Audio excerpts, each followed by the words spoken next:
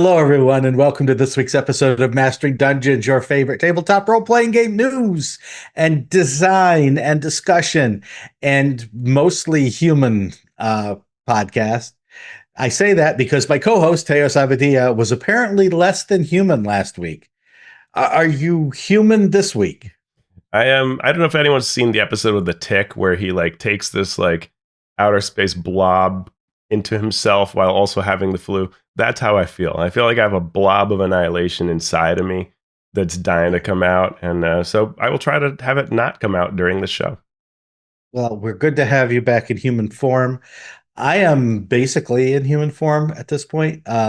Super, super busy. I want to point out that Grim Hollow Transformed, that content will begin rolling out, or has already begun rolling out, with the player's guide going out to backers in PDF form. And Teos, this Kickstarter ran in December, or ran in October. Not October of 2022, not October of 2023. October of 2024 is when the Kickstarter ran. We are not even to October of 2025 yet. We are well short of October 2025, Yes. and we are getting content out. This is with not having the 2024 core rules out when the Kickstarter ended. The SRD wasn't even close to complete. All of this was still in flux. And hats off to the team who worked on this. Martin Hughes, our layout, our art director, but all of our art directors, Marius and Matt Domino, all the freelancers, all the editors, Joe Rosso, the team at Ghostfire. We're still working on it. We've got the campaign guide coming out. We've got some adventures coming out. And while all this was going on, we're like, hey, let's do an organized play program that launches at Gen Con. Yeah, sure. So that's coming out. Wow. The Ethereal Expanse Kickstarter will begin probably in a month or so, called Dreams of the Drowned God. It will be an adventure, a full, large hardback adventure for the Ethereal Expanse setting that we have. And your friend and mine, Will Doyle, of many, many Wizards of the Coast adventures recently, is going to be the lead on this. We've already got a group of absolutely wonderful designers who are working on the adventure. The trailer, the cinematic trailer for the Kickstarter is out too. We've got link in the show notes. When the Kickstarter starts, I'll talk more about it. But so my head is not quite literally spinning, but figuratively, and it's probably gotten close to 180 degrees, but not quite all the way around yet. Well, you don't look a day over 95, so I think you've handled it all really well. I don't feel a day over 95, and my birthday's tomorrow. To make all happy of this, birthday, Shawn. Thank you. Post-birthday for when people are hearing it. Yeah. Right. Pre-birthday recording, post-birthday release, but thank you. And then, we'll be heading to Gen Con the day after when the show drops. So people, if you're at Gen Con, I'll be there at the Grim Hollow Epic, and I'll be at the Ghostfire Gaming booth sporadically. So if you're going to be at Gen Con, stop by. I know I will be there Friday from 4 to 6. So definitely be there then, and then other times throughout the convention. So please stop by, say hi. I have some news you don't have, Shawn, which is that for this upcoming Kickstarter, I actually did a contribution. I sent in rules for readying spell actions, and I believe the Ghostfire team loved it. I mean, they haven't said so back to me yet, but I'm pretty sure. Yeah, you think that's the case? We're gonna have to talk to the managing editor about that. Yeah, no, it's really the managing editor, I hear, does not like that. It's a succinct 20-page system for readying spell actions, and I think you'll find it works really dovetails right into the 2024 rules. I will put that on my list of things to read. Right now, that list is 10,000 pages long. Yeah. Oh, good. And so another milestone here. Last week was our 250th episode, you and I being hosts. Wow. Yeah, and I was going to celebrate it, but I forgot. Sure. You were some other sort of creature, perhaps Yeah. undead, perhaps an aberration, not sure. Definitely not humanoid. And I forgot. So in celebration of our 251st episode Yeah. as co-hosts of this show, um, we are going to do a full main segment with our listener corner email and other missives. So we're going to jump right into our news and commentary this week because we've got a lot to talk about. The first being your favorite thing, Hasbro's quarterly reports. And we've got the Q2 report for Hasbro. And in the show notes, Teos asked this simple question: how does a $1 billion loss sound? And you might say, that doesn't sound so good. But Teos, is it actually a good thing? Yeah, Shawn, thanks for your question to me as Hasbro CEO about Magic the Gathering. Magic the Gathering is doing great. Thanks for asking about that, Shawn. Yes, I'm glad I asked you specifically about Magic the Gathering in the middle of this Yeah, $1 billion quarter loss. So, yeah, so tell us then. it's amazing, Shawn. I read this. I read several news pieces, and it's funny the headlines talking about beating quarterly expectations and what a wonderful thing is. And I'm looking at the numbers, and I'm like, what is this minus 1 billion? And like, how do you just ignore that collectively, which is apparently what Wall Street loves doing? Um, so, that to me was the thing to just massively overshadows everything, but they're doing it at a point when it's sort of strategic because at the end of it, you somehow still beat expectations. And that's all, it's like we've said before, it's being the kid in the class that has done so poorly that when you do the mildest of things, the teacher recognizes you, and all the actual great students are like, what just happened? Right. Like, so, this a 1.03 billion operating loss. And this is because of a goodwill impairment of 1.02 billion. And what this represents is Hasbro reevaluating the worth of its consumer product goods in light of tariffs. And they're not the only company to have had a 1 billion. There was another car maker that took off $1 billion for import for tariff-related import impacts. And this is the time that they've chosen to do this because what's making up for everything is a strong showing yet again by Wizards of the Coast, and particularly Magic the Gathering. It sounds like a broken record, but really it's worth focusing on from our hobby perspective and from a D&D perspective. This is what has been carrying Wizards for a long time. We have not seen a solution to where toys are on the Hasbro side, and this is yet again another side of it. So net revenue was 981 million this quarter, which is down 1%. That's after all this back and forth of Wizards growth versus this impairment of $1 billion.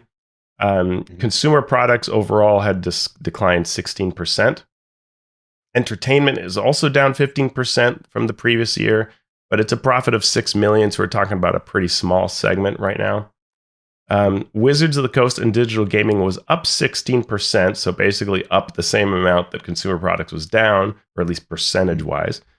Wizards of the Coast had $522 million in revenue this quarter, $242 million in operating profit. For the year, Magic is up 23% for Q2 and 32% so far in 2025, right, which is amazing. It reflects very strong sets and Secret Lair having done extremely well, all doing better than ever before, and by substantial amounts, right? So they talked about how Lord of the Rings did $200 million across 6 months, and it was a well kind of regarded, much talked about set. Their recent Final Fantasy set did that 200 million in 1 day. And they said that despite a 4 times increase in production, they still are like catching up on demand, right? The other thing is that Lord of the Rings is still selling well today. And if you're not up to date on Magic the Gathering, you hear me talking about Lord of the Rings and Final Fantasy and go, wait a minute, those are licenses. Yeah, this is the new strategy, which is to take all of these licenses and make Magic the Gathering cards about it. And it's been so successful that this was the talk that the CEO and others gave in the press calls, saying essentially almost like a marketing piece of, if you're out there and you have a profitable license, you should want to work with us. It's as if you release a video game for your title, which was a really interesting way of trying to sort of sell it. If you're a big brand out there, you should want us to do a Magic set about it because it'll bring you a ton of money and us a ton of money. And to editorialize here a Yeah. little bit, or to ask the pertinent question, you know how this works, right? Tell me. This is working really, really well for Magic. So how about we do it for Dungeons and Dragons? I mean, it's entirely possible. It'll be really. I think Jess on Zillow had talked about those possibilities, and it'll be interesting to see kind of how the recent hire feels about it, and whether the team really continues to see them. I mean, we obviously stressed Stranger Things, but that's a very natural. So far, we've seen very natural links, and I think even Jess talked about this in an interview long ago, that it's not as easy to just say, well, add Final Fantasy to D&D, or a lot of things that you might naturally want to add either already exist as games independently, or are already part of D&D enough that it would be hard to show that identity, but I'm sure they are considering it.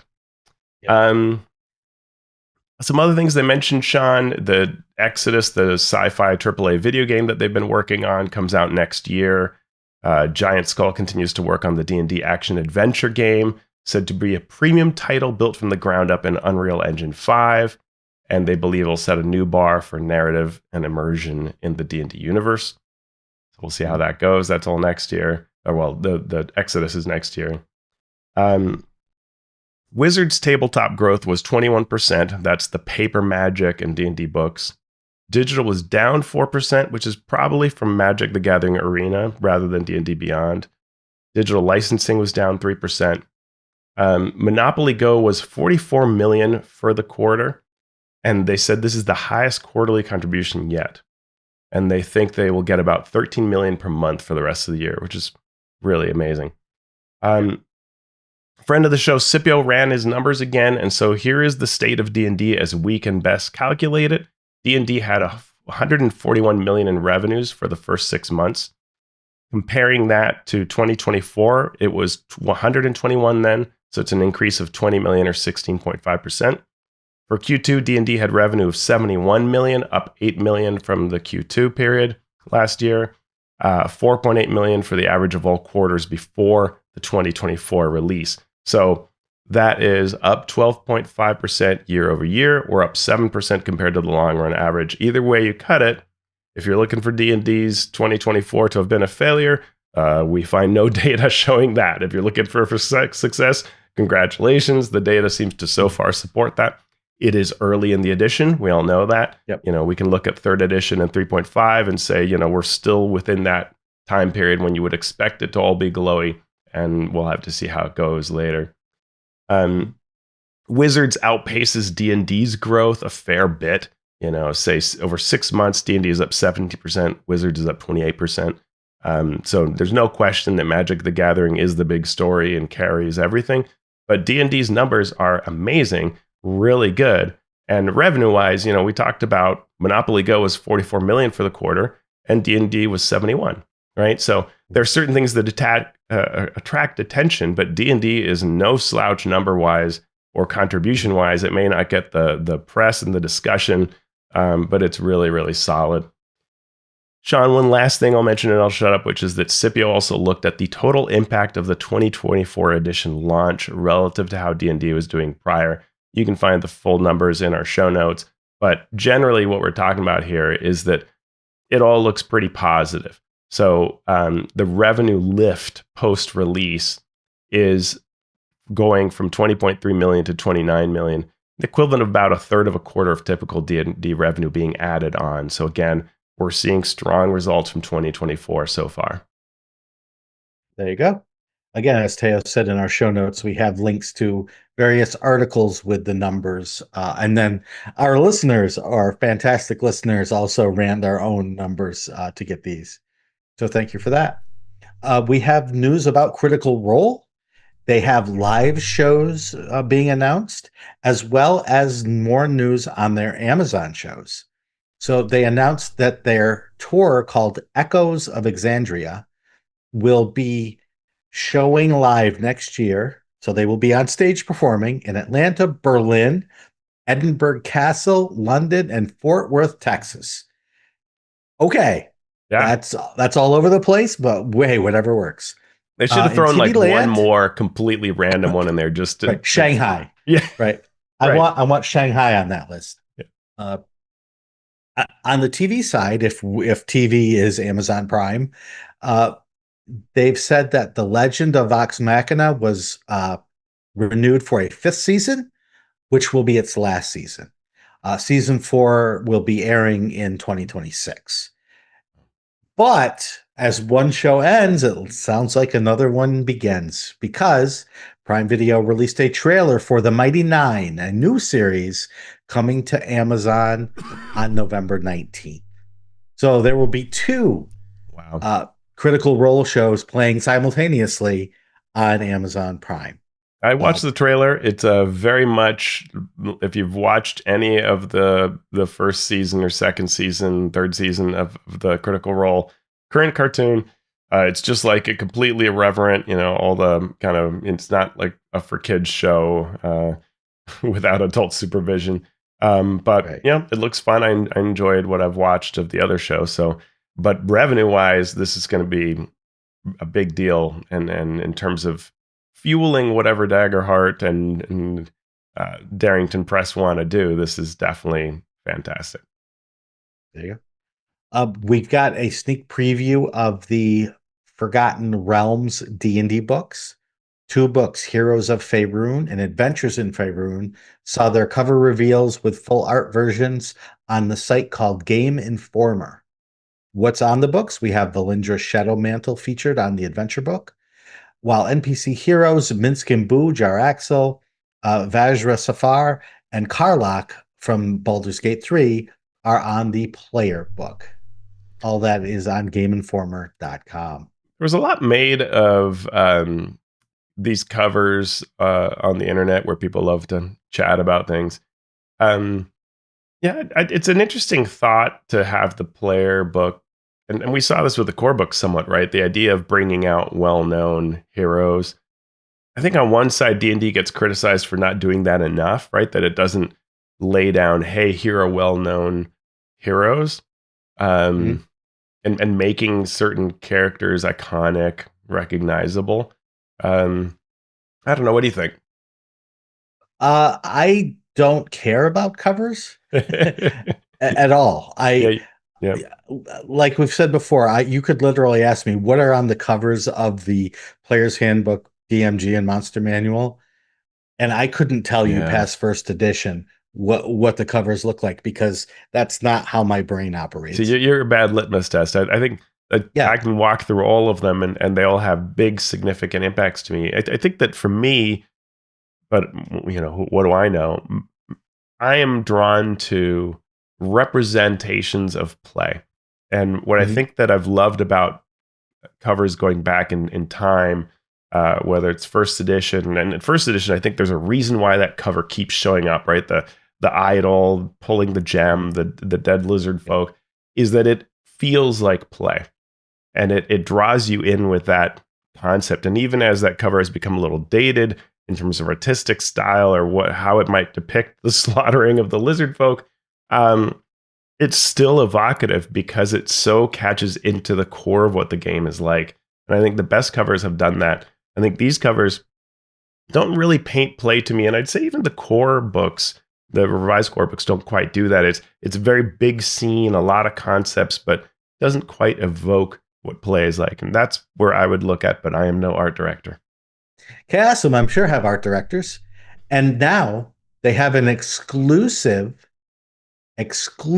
offering on D&D Beyond. So you're like, wait, Chaosum makes Call of Cthulhu. What are they doing Yeah. on D&D Beyond? Well, What? they've put up a product called Cthulhu by Torchlight, and it's exclusive, at least right now, on D&D Beyond. Wow. What does this give you? It gives you quite a bit, actually. It gives you 12 new subclasses for the 2024 Dungeons and Dragons game, one for each class in the player's handbook. So you get things like the Path of the Spell-Scorned Barbarian, the College of Drama Bard, the Apocalypse Cleric, the Circle of the Symbiote Druid, the Hero Fighter, who is an inspiring leader, the Warrior of Cosmic Balance Monk, the Oath of the Guardian Paladin, the Trail Warden Ranger, the Shadow Stalker Rogue, the Hungering Dark Sorcerer, the the Exalted Assembly of the Feline Court Warlock, Okay. and the Bibliomancy Wizard. uh, Along with 25 new spells, 5 new feats, 23 new monsters, including some of the gods of the Cthulhu mythos, a new rules for skill challenges, rules for investigations, a Pendragon style role playing edge passion system with role playing your character to trigger the traits that give you mechanical bumps, and then 5 magic items that are books or tomes of forbidden knowledge, as well as 1 new background. I purchased it, but I have not done a deep dive into it yet. But that is available, surprisingly available on D&D Beyond as an exclusive from Chaosium. The only thing that's not surprising is that Mike Mearls did it, right? Mike, who ran Right. D&D for a while, was at Chaosium for a while, has moved on from both of those organizations, but still must have been working on this for long enough to get it onto D&D Beyond. Yeah, yeah. You can see how that fits into that time frame. Makes sense. It's a neat looking product. Some folks in our Discord were talking about it. They like the passion system and how that works. So yeah, neat. I have it as well. I've not had a chance to look at it, but I look forward to it. We have a little bit of news in our creator corner here, starting with Weapons of Legend for Draw Steel. Jeff Stevens has taken his popular Weapons of Legend and adapted it to Draw Steel. So you will get over 50 wondrous items, weapons that level with your hero, and have interesting quirks and twists to liven up play. We have uh, in the product explanation in the Kickstarter, sorry, you will be able to see some sample art, sample cards, sample page layouts, and so on. The campaign will end on August 21st, and it's on BackerKit. Yeah, and that's not all, because there is a collaboration between Jeff and our friend Spencer Hibnick, known as Pesto Online, who is known to be a big playtester for Draw Steel, always working with the MCDM team, and he has created the Kobold Ancestry for Draw Steel. The Kobold Ancestry has 4 signature traits that all Kobold heroes share, 10 additional sets of traits you can unlock through adventuring, systems for transforming into a dragon and establishing your lair, 3 Kobold-themed kits, the Praetorian, Testudo, and Veneficus, 1 leveled weapon treasure, Vanguard Signum. And you can also see previews for these on that backer kit page. And because they're a backer kit, what's called cross collaboration, when you go to one page, you see a link to the other. And if you back both, you get additional creations from both creator that are given to you. Both are really good people. Highly recommend checking these out. Weapons of Legend for Draw Steel and Kobold Ancestry. And there's our news for this week here on Mastering Dungeons.